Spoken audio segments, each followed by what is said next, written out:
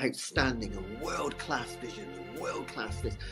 I'm a real leadership geek, honestly. I've spent my whole career reading books and chatting to people. I just find the whole thing and the announcement, the way it's been announced, bizarre. If you could move away from a model where teachers are so intensely focused.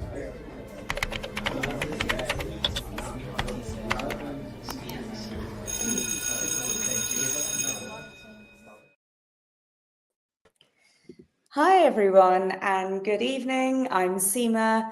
I hope you've all had a good weekend and a good start to the week. This is my last week of intense work and then I'm going to the airport on Friday. I'm going to get onto a plane and I'm disappearing for 10 days, so I really can't wait. I think it's been quite an intense term for me and I've really enjoyed it as well though, but I'm ready to recharge and then come back and do it all again. So yeah, enough about my holidays. So on the last show, we talked a bit about voice in the classroom and how teachers can use their voice more effectively to engage students and to motivate them and to open up trust. So today, what we're going to be talking about is performance, because I suppose that teaching does have a performative dimension to it. And to discuss that with me, I've got Konstantinos Pappas, who is a senior lecturer and course leader of BA Public Relations. Hey, Konstantinos, how are you? Hi, Seema. Hi, I'm very excited to be here. Thank you so much for the invite. No, thanks. I'm so excited to have you on. And, we often have like conversations in the hallway or the staff room when we bump into each other, but it's actually nice to get an opportunity to just, talk in a more intentional way. So I'm really looking forward to getting into this topic with you. But before we do that, why don't you tell our listeners a bit about who you are and your experiences?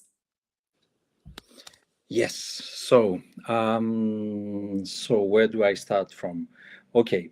It's been now 5 years that I work at the UK university. Before that, my job experience mostly revolved around media communications and political PR. However, alongside that, and maybe referring back to my kind of more early days as a professional, I have worked in primary education, in secondary education, also in lifelong learning education with adults. I used to be a teacher of French, history, and then when it came to adults, I was teaching creative writing. So a little bit all over the place. Yeah, I remember actually when I found out that you'd worked in a primary school as well. And I I completely wasn't surprised because I could see, like when we talked about where you developed your sort of approach and your methods from, I was kind of like, I wonder where you got this from. And then it all kind of made sense when you told me a bit about your background. But I do think that's quite rare as well. I don't think I've come across many people that have taught across that vast a range of ages. I feel like usually when I meet people that, teach adults and young adults, it's just at university level, or if you're in a school, it's just at school level. So I think that's really rare and must be so valuable in terms of experience. It is, to be honest, I truly cherish all these experiences. And if I'm honest, when I was a child, when they were asking me, what would you like to do when you grow up? My first initial response was to become a journalist. But Oh, really? then, yes. And I kind of made my dream come true. I studied journalism, I worked as a journalist, but then somewhere alongside, it came also the opportunity to start teaching. I remember my first experience as a teacher was through a European exchange program, and I was teaching in a vocational high school in Portugal for 1 year. And this is when I thought, oh, okay, I like this very much. Is it possible I could combine these things? And this is how it all started back in 2006. Wow. Okay. So you've also got experience of teaching in other countries, which is fascinating. I mean, I kind of now feel like I want to do a show with you on a whole different topic. But Anytime. yeah, and also like that's something that we have in common around the journalism side, because when I was like a teenager, I was obsessed with journalism. I used to spend a lot of my teenage years hanging out at my local community radio station and sort of living and the life of like a little teenage journalist. So I trained in, you know, all of it, like interview skills, radio skills, editing, presenting, all of it. And I was just really curious, I think. And I just loved kind of understanding different topics and people and all of that. So I guess it's no wonder that we're both working in the media school, because it's also connected. Yes, exactly. That's amazing. I also didn't know this about you, Yeah. but the way you put it, I mean, curiosity and the aspiring to know more things, somewhere there also clicks also the teaching thing, because this also refers to the aspiration, the willingness to get to know more things and to pass this on and to share Yeah. this with others. Yeah, that's so true. That's so true. And, you know, that's exactly what we're going to talk about in terms of how you pass it on. And, you know, I thought of you, Konstantinos, for this conversation because I remember not long ago we were talking, and we were talking specifically about how we feed back to students. And, you know, that went off in all kinds of directions. And in the process, I remember you said to me that, you know, we have to be like actors and clowns to really engage our students into what we're doing and have all these different roles that you play and changes that you make and how you communicate to make sure you can really get through. And I guess I wanted to explore that more with you because I think we're on the same page with this. And I just love to talk about it. You know, I also find that if I want my students to understand something or to learn something, I've got to really make an effort to perform it and to make it entertaining in some way or another. And I feel like that's a significant part of my job as a teacher. I feel like if I was just communicating information and not thinking about how I say it, then I don't see the point of me as this middleman. I'm just, you know, anyone could do that. So what's your feeling about this? And where did this idea, you know, about being an actor or being a clown come from? Let's get into it. Yeah, okay. Well, look, the initial idea stems more from a concept, a widespread concept about the placemaking of a classroom. Okay, the classroom, if you see it from outside, it resembles to a courtroom. It resembles to a place of worship, a church, a mosque, where an authenticity is talking to a passive audience. And topographically speaking, the classroom with the desk for the educator and the desks for the students might resemble to that.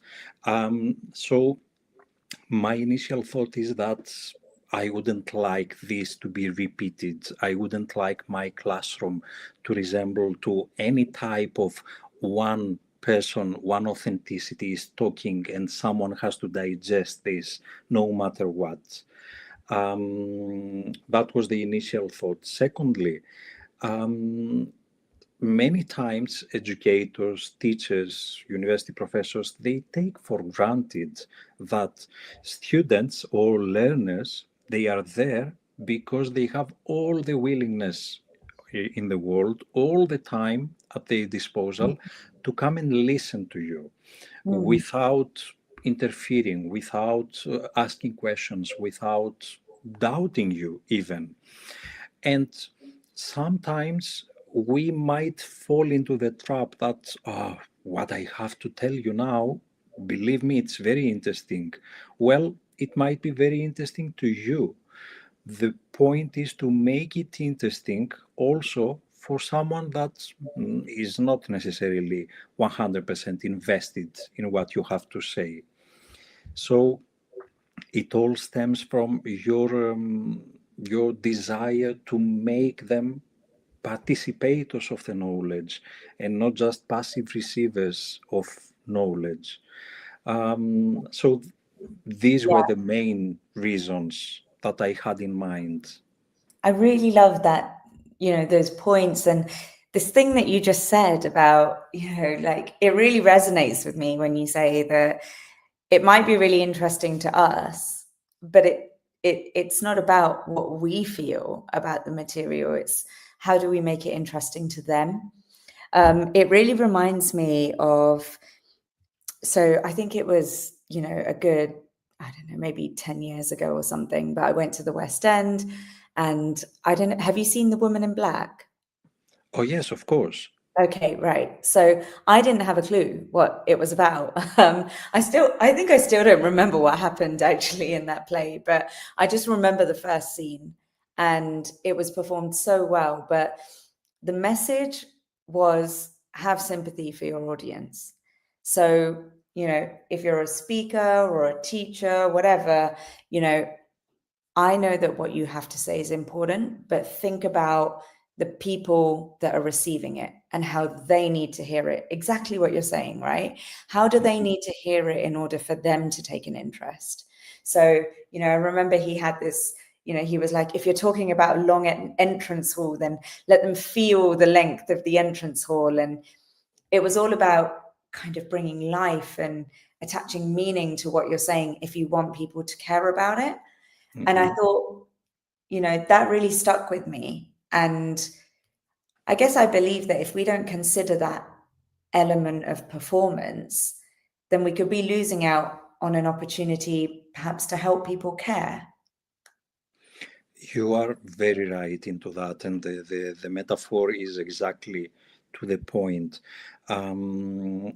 Because after all, I mean, yeah, we are actors, but not in the sense that we act as if we are someone else. It's not like we invent a role or someone gives us a script and we have to breathe life into a role. The difference between teachers and actors is that the teacher has to play their own selves. Yeah. Yeah. Meaning that you are not, you are honest, you are not pretending to be someone else, without this meaning that this gives you the right to be exactly yourself. I mean, like, if you have had a very bad day, if you are facing any issue in your personal life, it's good if you don't carry that into the classroom. In that sense, it's a role. You have to dress, you have to get dressed with this new attitude, let's say.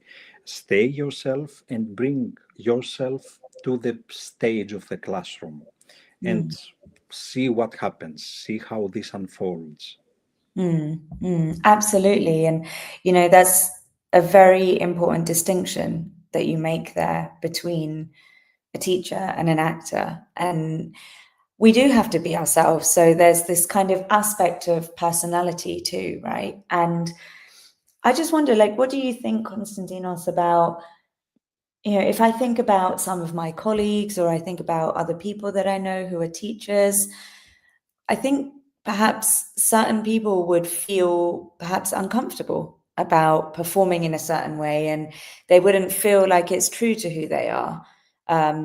Maybe they wouldn't want to be really loud or comedic. So what do you do if it's not, a part of your personality to be that way? But then we're saying, well, you need to entertain and you need to make it interesting and, really catch attention and perform. What do you think about that?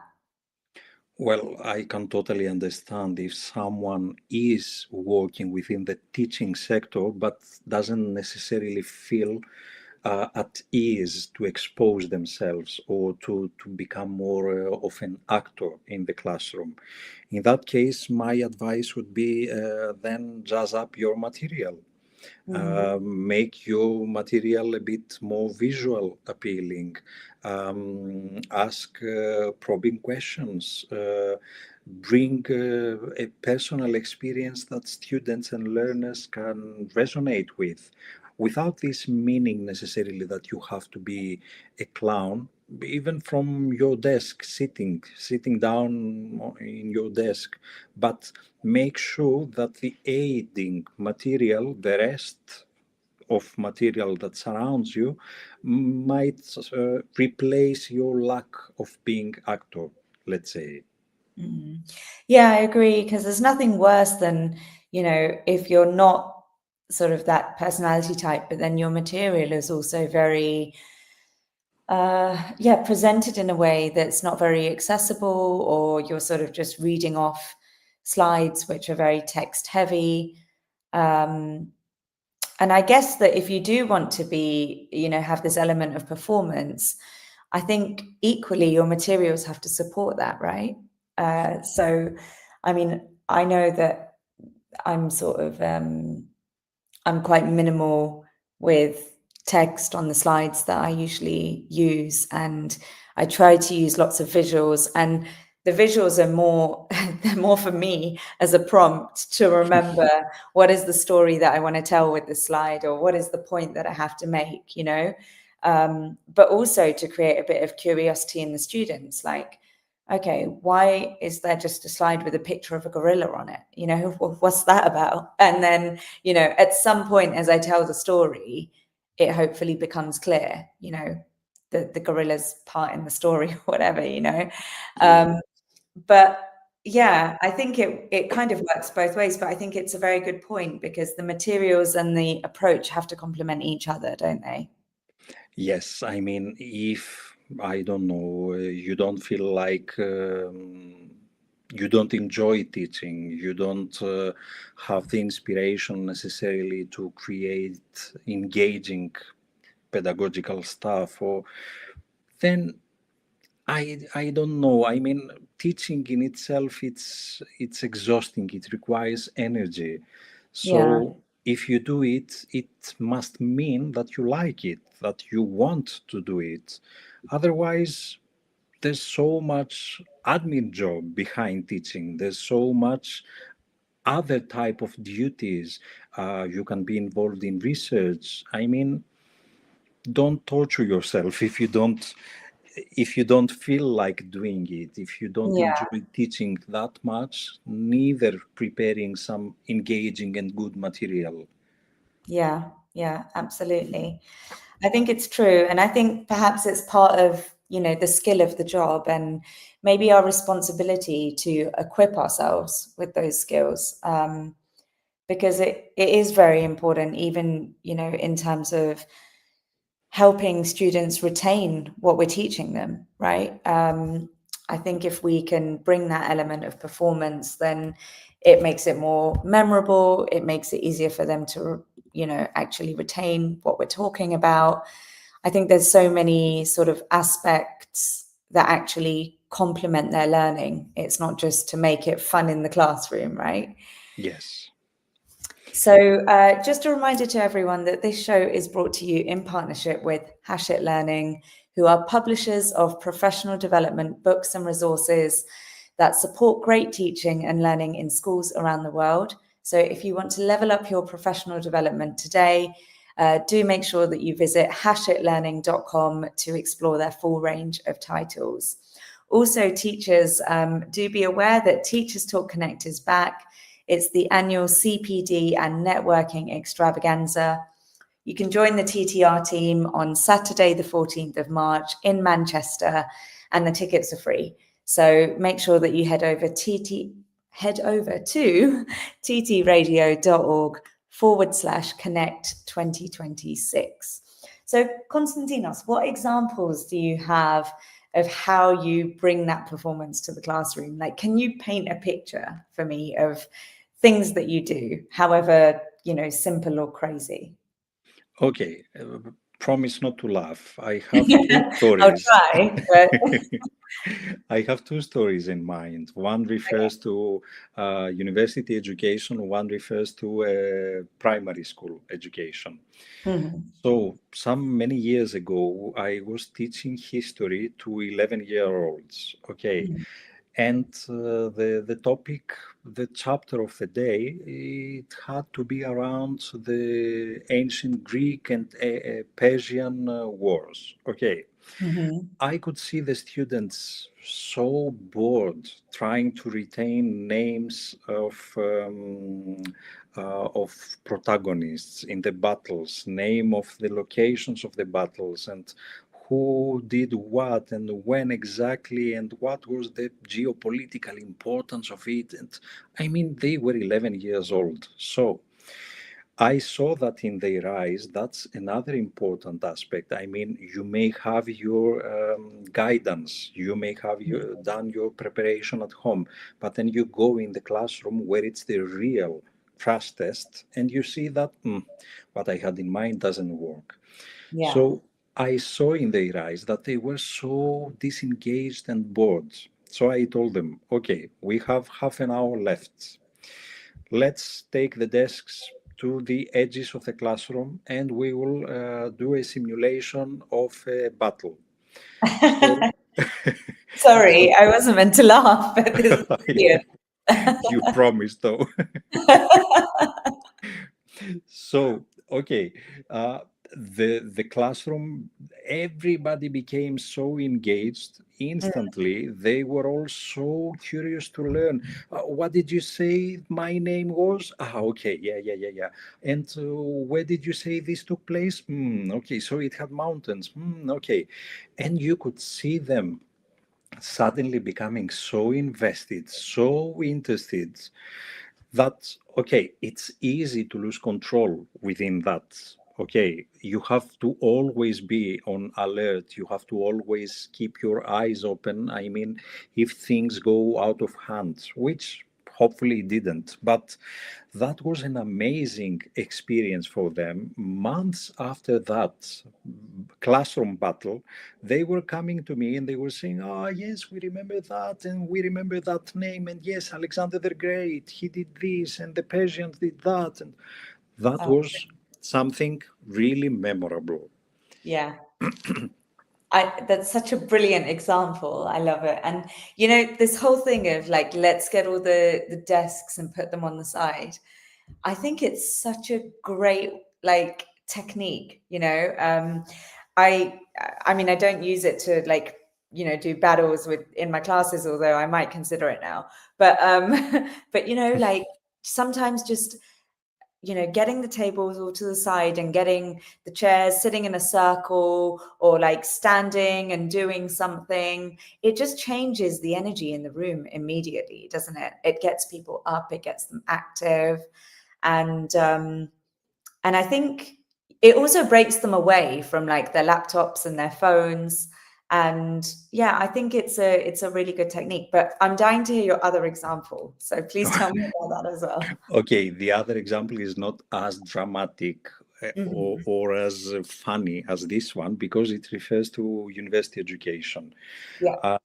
So I remember, I think 2 years ago, I was teaching a module which is called Professional Industry Practice. And Mhm. we were preparing our students to face, let's say, the industry, to first of all learn how to present themselves, how to pitch themselves. So one of the activities that we had to do during seminar time, it was to come up with an elevator pitch. The Mm. elevator pitch is when you pitch yourself to an employer or to a networking event. You meet someone very interesting from the sector you want to work in, and you want to pitch yourself. And it's an elevator pitch, meaning that it has to last while the elevator reaches your floor, let's say. So I said, okay, yeah, let's try that. And I wasn't prepared for what they said. They said, could you please do it first yourself so that we take some ideas? Mm. And then I was a bit, shocked. I was, Put on the spot. how do I do this now?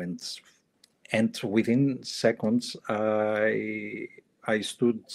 I went in the middle of the classroom so that everyone could see me.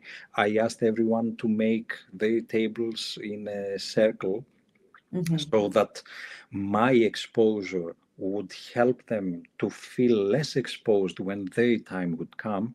And then I started pitching myself using, pretending that I am talking to someone very interesting, very much into my sector, who was much taller than me. Even playing with these notions, to show that I was a bit stressed, but it's okay to be stressed, but I won't miss this opportunity to talk about myself. And then I came up with everything that I do. I mean, I'm from the piano lessons I'm doing in my crochet to my PhD, to anything. And I saw that instantly again, that it helped them so much feel comfortable. And Mm. they thought, okay, if he can do it, let's say the teacher, okay, if he can do it, then why not?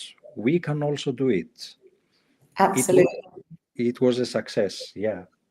I think that they're both great examples, and I think I like that they kind of said, "Well, can you show us first?" And they put you on the spot, but then you just went for it, because I think it's important that we show them our vulnerabilities too, right? And we kind of, how you said you showed them, oh, I was feeling a bit stressed, and because then it helps them, as you said, realize that, okay, that's normal. We all have to kind of experience these emotions, but it's the practice gets you through it, right? The more we try and practice and just put ourselves out there, it just helps us to get through that. So do you think that taking this approach sort of encourages more students to respond and join in, or do you think that it kind of, I mean, because I've seen in my own classes as well that yes, it's really great with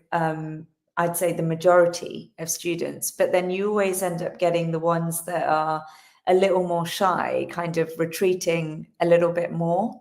So what do you think about, how this approach works for different types of students?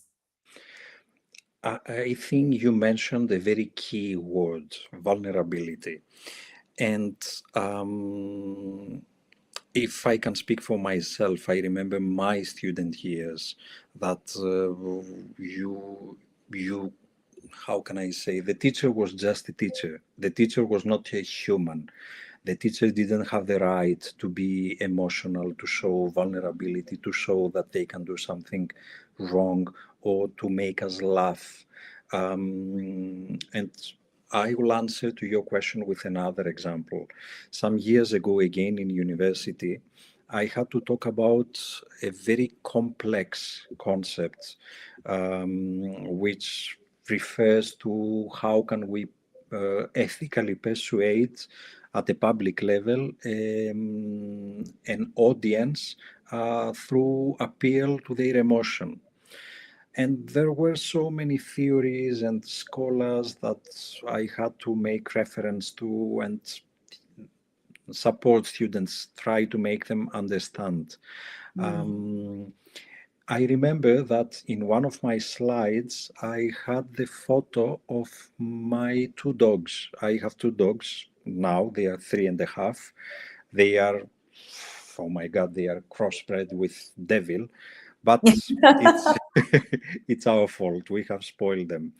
But it was kind of recent when I adopted them at that time. So I used that slide with their photo from the Facebook ad that I saw. They were rescued and they were in a shelter somewhere in rural Greece. I was there for my summer holidays and I had just lost my beloved dog. And I showed them the photo I described to them the text, and because of the fact that losing my previous dog was so recent, I had tears in my eyes at that time. And I explained to them that with the text and the story that the Facebook ad provided about these two small dogs and the photo that they look so cute and sweet and innocent, this totally spoke inside me. It appealed to my emotion. So I went, I adopted them and never thought back and never looked back to that. That was another. What you said, I mean, the vulnerability, it brought this example to my mind. Not only I showed vulnerability in front of the eyes of the students, but it was a perfectly applicable example of a complex concept, the appeal to emotion when we talk about persuasion. Absolutely. I think I've seen that too, actually, that when you're vulnerable and you give your own examples, I think also it just kind of humanizes us and it puts us onto a more kind of even playing field, right? Rather than the teacher up here and that's really, really experienced and the student over here who's not very experienced, right? Yes. I've noticed that students love hearing all the war stories, right, of your experiences and what happened with you and how did you overcome this situation or that difficulty. And like I go back to what you said at the beginning where you were like, I saw this thing in their eyes, and you can read things if you're looking, right? You can, the clues are all there if we want to look for them. And their eyes just light up when we tell these types of stories, when we share our own experiences, and I guess bring a bit more of ourselves to the classroom. And so I think that element of performance, it's not just about, being, loud or, entertaining in a particular way, but it's also being, vulnerable and being emotional, and sharing like more of who we are in front of them. And I think that ties us back to that really good point that you made earlier about the distinction between a teacher and an actor, right? Which is that we have to play our own self. But if we don't bring ourselves into the classroom and into the conversation, then, they don't really get the full picture. They do just get the information. Exactly. Yes, you are very right. This refers exactly to that, because you can build a persona if you want. It can be your teaching persona, but you will not, and you cannot be, you will not be able to correspond to that persona at all times. You will need to keep up at all times. You will need to come up with things that that persona would think, that the emotions that that persona would demonstrate. So you have to be yourself. And as we said, yes, entertainer, clown, but sometimes the clown can be a sad clown. That's part also of show emotion, of showing, who you really are. All this makes you much more relatable to students. Yeah, absolutely. And I think it helps them to, talk to you in a more real way as well. And I think, it is important that they see that balance because, we can't always be, high energy. We aren't.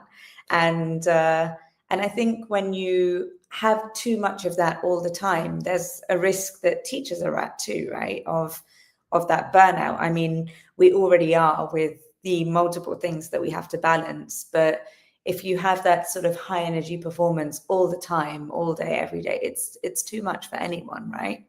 Yes, Do exactly. you ever find yourself like, how do you feel at the end of, a class where you've kind of been really performative, I guess? Because I think, if I think about it for myself, I have this kind of mix where on the one hand, I come out of the class and I feel really energized, I feel really, really energized and I'm buzzing. But then when I go home, I'm equally like, okay, I'm flat now. I've got nothing left. I mean, that might be the introvert in me as well, you know, because my battery runs out and then I'm sort of like, okay, I'm done now. I don't want to talk. But how is it for you? What do you feel like after a kind of high energy performance in the class? I think you are at a much better stage than me because I I feel knackered the moment I step out of the classroom. Oh, I really? Okay. Yeah, because I mean students have noticed that. They Yeah. said that when you are not jumping from place to place in the classroom, and we are talking about adults, we are not talking about 10-year-olds. I mean, uh, Yeah. and they have mentioned, they have noticed that even when you don't jump from place to place in the classroom, your facial expressions never stop. And I remember them sometimes smiling or trying, giggling or trying to hold back their laughs, because apparently my eyebrows are doing their own game when I listen to them talking. So, I mean, anything can be high performative and energizing. So, to answer your question, because I keep giving two big answers, sorry about that. No, go for it. Like that's we've got time. Go for The it. thing is that, yes, the moment that this performance, let's say, ends and I close the door behind me, I feel exhausted, drained, Yeah. but so rewarded. Oh yeah. So this kind of balances the physical tiredness with the mental high, let's say. I feel high in a tired body. That's the Yeah. combination. I get it. I get it. And I think like that's probably the experience of a lot of teachers, right? You know, I always joke about it, but I mean, it's so true. I always say, you know, when I walk out of my classes, I'm like, you know, after the kind of you come down from the high, I'm like, I just want to go and lie in a dark room now, you know. Yes. Um, but not because I didn't enjoy it, but because I'm just so exhausted from the No, interaction. no, I think no. if Very you enjoyable. Always, yes. absolutely, yeah. But you just need a little bit ceiling therapy, as I call it. You just look at the ceiling and you just don't talk. Oh, that's the first time I've heard that phrase. I'm going to keep that one. Ceiling. Okay. I'm just literally writing it down. I'm like, okay, that is such a good way of putting it. um, Yes. so just a reminder to you all that this show is brought to you in partnership with Hachette Learning. They're publishers of professional development books and resources that support great teaching and learning in schools around the world. Level up your professional development today and visit hachetlearning.com to explore their full range of titles. You can also join BET for the biggest week in education, which is from the 21st to the 23rd of January 2026 at the Excel in London. They've got immersive workshops, thought-provoking speakers, hundreds of hours of CPD accredited content, cutting-edge technology, and unrivaled networking. So there's no opportunity quite like it for educators. You can get your free ticket today by visiting uk.betshow.com. That's bet with a double T. I'm going to be there as well, actually, on the Thursday, the 22nd. So if you do happen to come down, make sure you come and find the Teachers Talk radio stand, and I will be there in the afternoon. So, Konstantinos, I was just thinking, actually, I was like, you know, that's exactly what's going to happen to me after we end this. I was going to say end this call. I keep forgetting we're actually like other Yeah. people are listening to us. But yeah, like after this is over, I'm going to be like complete silence, going to have my ceiling therapy. Yes. So, but I Highly guess, recommended. yeah, they're the joys of teaching, right? It's that contrast, but you know, you just love it and you go and do it all over again. So And I yeah. think teaching in itself, I mean, the nature of teaching, 1 hour of teaching corresponds to I don't know how many working hours. That's Hmm. why teachers cannot teach like machines. I mean, even in primary education, secondary education, you cannot exceed a certain number of hours per week. It's not feasible to teach too Yeah, many hours. absolutely. I mean, like, I take my hat off to people that teach in primary schools and secondary schools because I feel like, the actual contact hours of teaching are probably a lot higher than we have to sort of navigate in universities. But, I don't know, our lessons are also quite long where we teach, right? I mean, sometimes I'm doing a 3-hour class, then I've got a 1-hour break, and then it's another 3-hour class. And it's so different to my corporate world days because I came from the corporate world as a practitioner where your FaceTime with people was probably, I don't know, like not more than about 2 hours in the day. And the rest of the time you're kind of behind your laptop, doing emails, doing work. And then you go into a meeting, you've got to show up and perform for like an hour, and then Yeah. you're back to your desk again. And so when I came into teaching because I started off just doing guest lecturing, and it was like, oh, this is great. But then you come in once every like 2-3 months, and it's just like an hour. But then when you start doing it more regularly, then you go, okay, that's why teachers get like 6 weeks off in the summer, and because it is, mentally, it does require a lot from you, especially if you are making an effort to make it something, that does mirror some kind of performance, and you're trying to take all of that energy into the classroom with you. And I think I can't remember who I was talking to, but, they said, well, when the students engage, it's more satisfying, but it's more tiring as well, right? Because, it's a great thing. You want the students to engage, but then you need to give more energy back. And it's like this constant mental sparring. And I Yeah, think but it's so true. I think it's so true. it Go on. is, but let's all admit it. I mean, we want those students. Yeah, Every teacher 100%. is longing to have such Yeah. students in the classroom. Otherwise, the time doesn't pass. I mean, yeah, it will be more energy requiring, but it will be so much more rewarding. It Absolutely. justifies your effort. It justifies your choice to be a teacher. Absolutely. I think it does make the time pass a lot faster.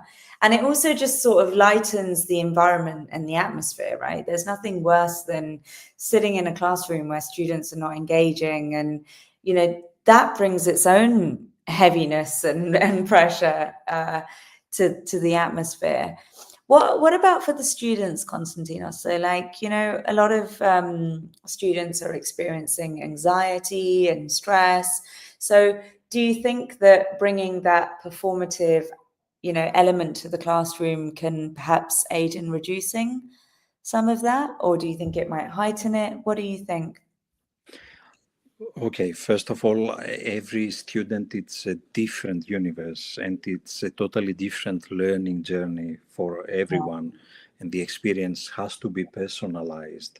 This can happen only during one-to-one tutorials, and that's shout out to our previous discussion back in summer.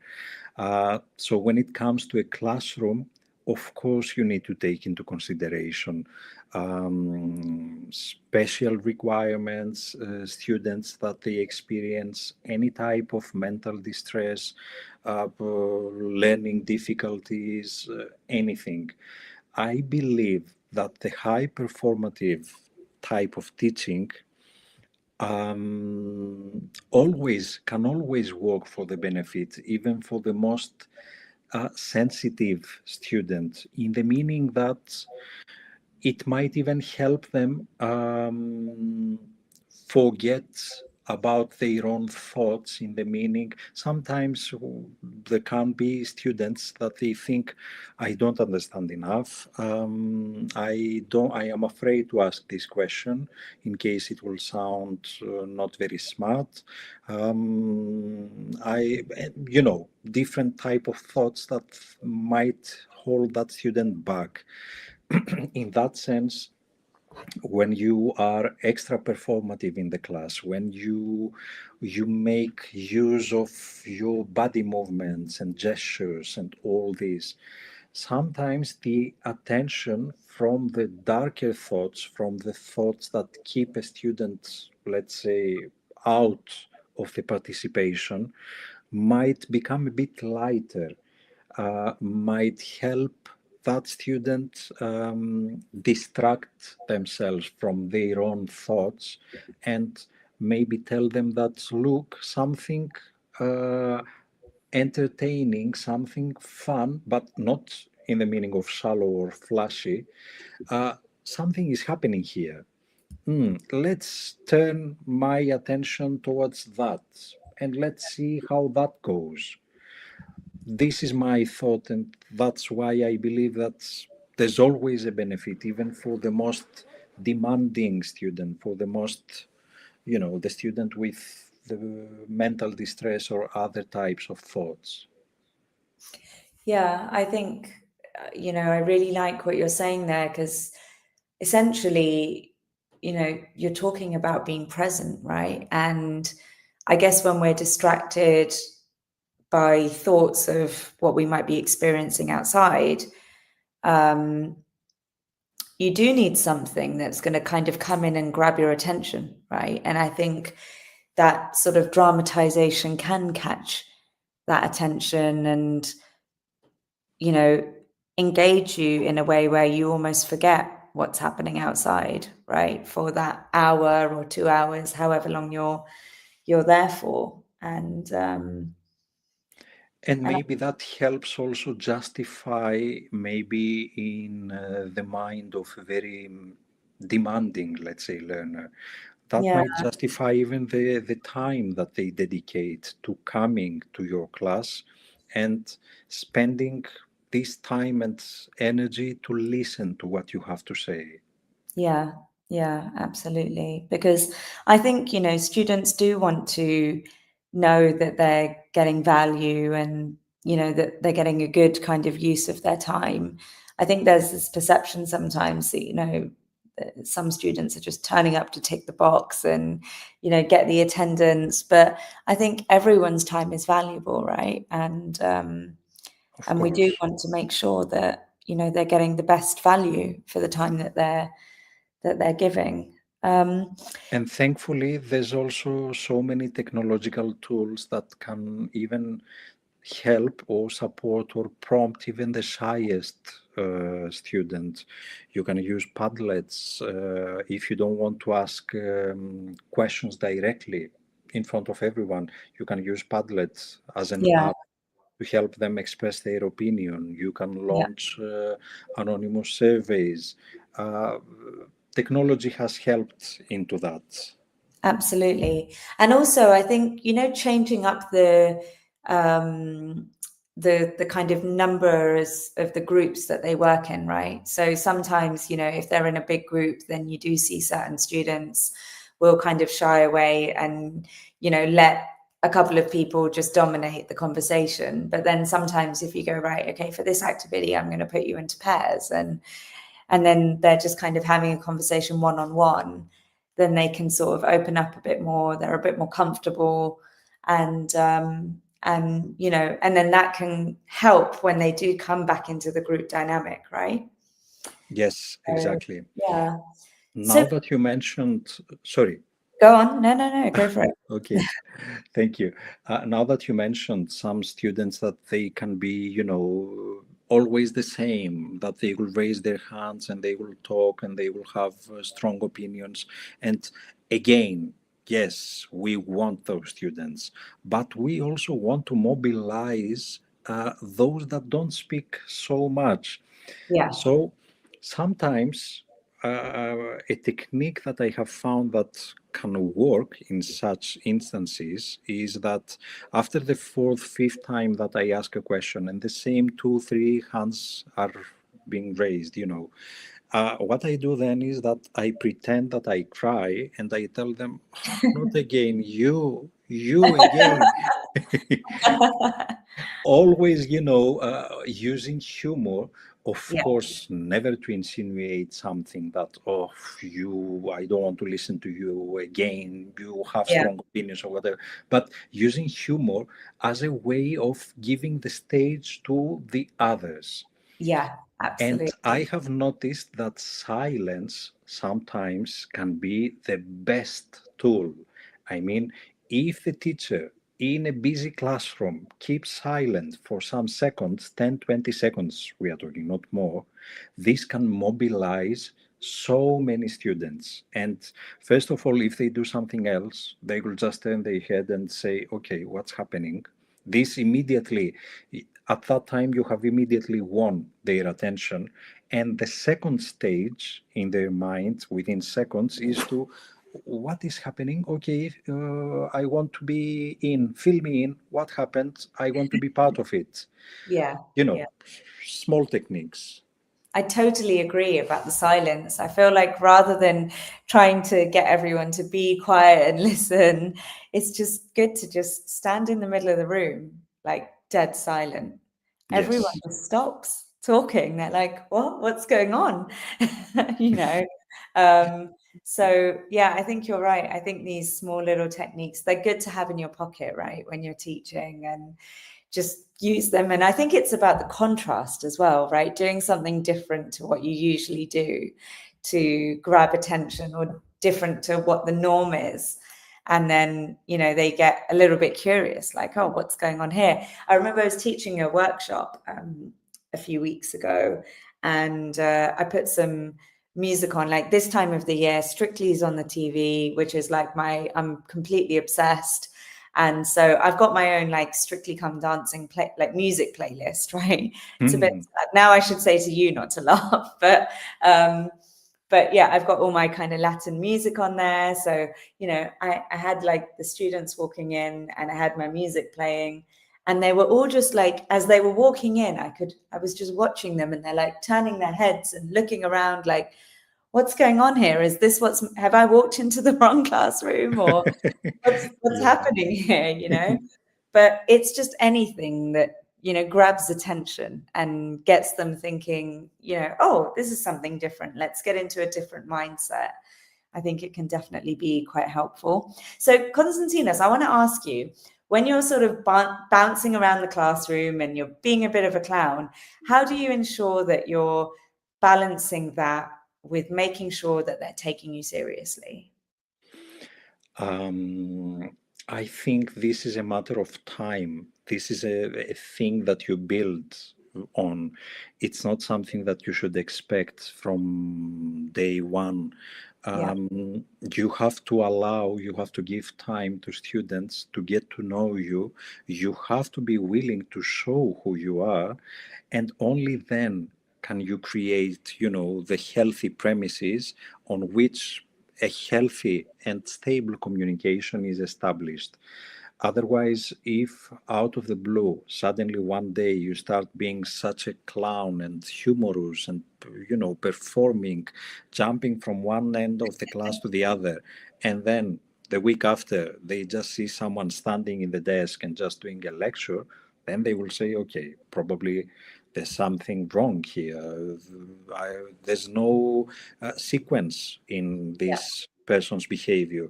So I believe that you should allow time to both sides, to yourself as a teacher, to develop and unfold all these skills, to feel also comfortable, and to students to get to know you, who you are, what is your style, let's say. Mm.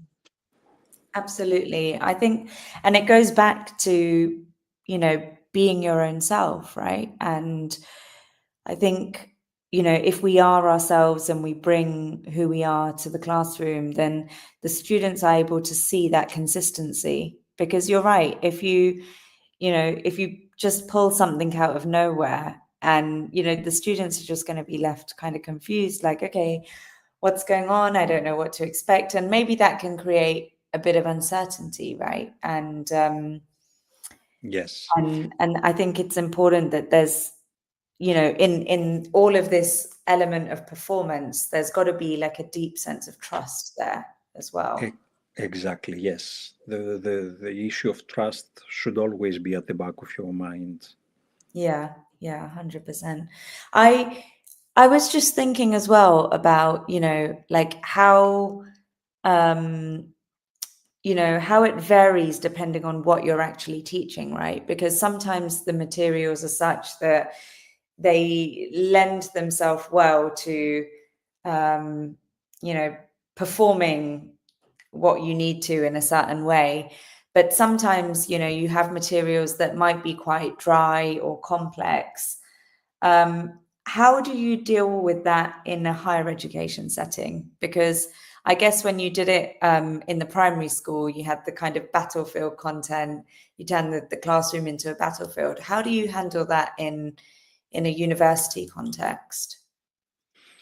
Look, I will use another example. Okay. A year ago, last year, every year in the winter term, I am teaching a heavy unit, module, let's say, which is called information warfare, and we talk with students about freedom of expression, hate speech, politics.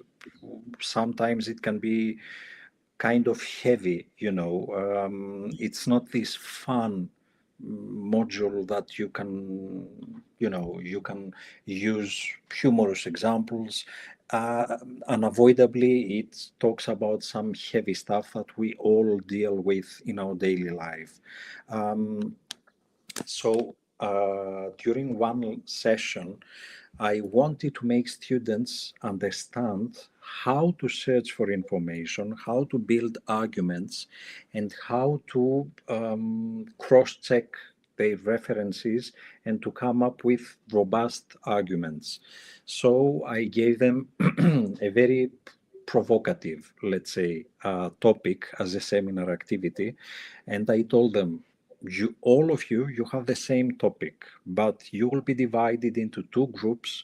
One group will be in favor of the topic, and you have to come up with arguments in favor of this.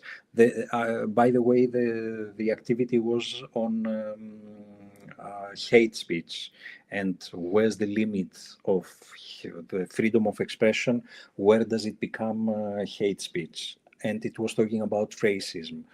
And the other half of the classroom, they should come up with arguments in favor of this, which was something, that students could never imagine having to take a stance in favor of racism. Okay. However, the point was not to come up with real, how can I say, the point was not to make them see, okay, racism can be good.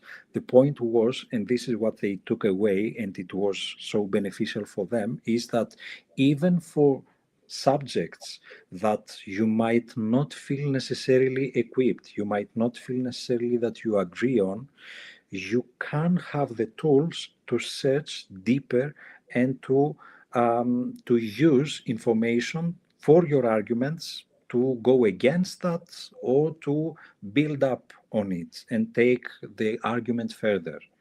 And that was a very beneficial, a very efficient way to teach a complex issue that is about building arguments and searching academic references.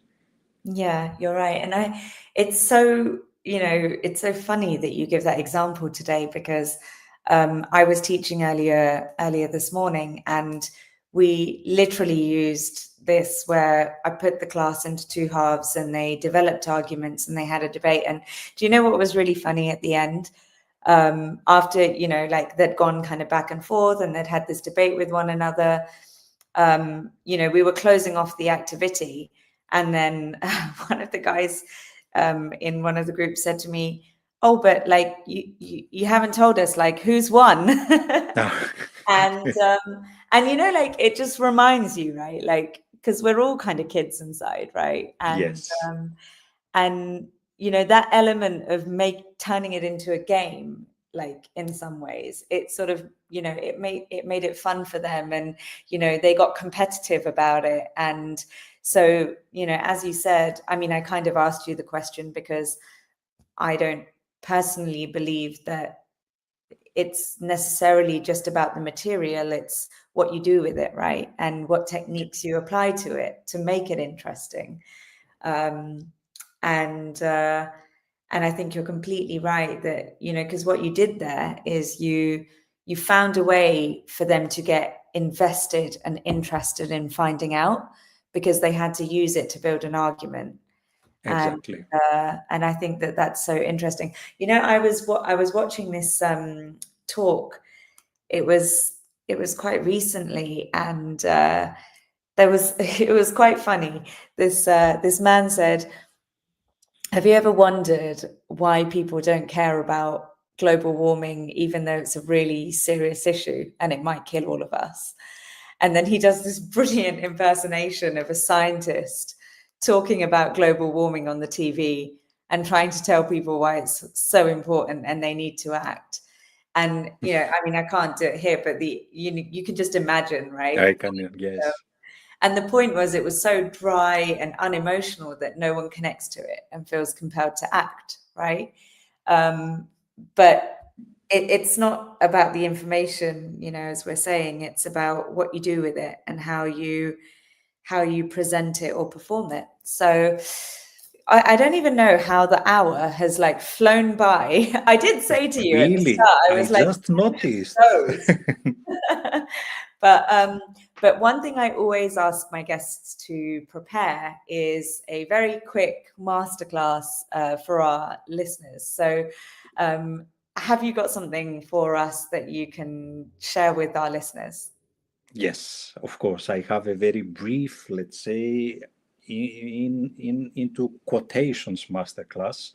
Perfect. Actually, very recently, I came up with the definition, the concept, sorry, of edutainer, meaning the educator that combines also entertainment. So for me, an edutainer is based on these four core pillars. First of all, it's the energy, it's the voice, the pace, and the rhythm that you can set the emotional temperature of the room.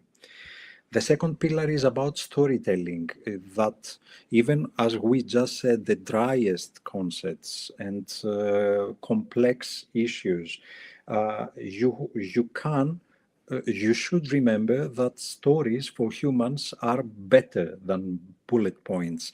What you said earlier also about the guerrilla and how that tells a story.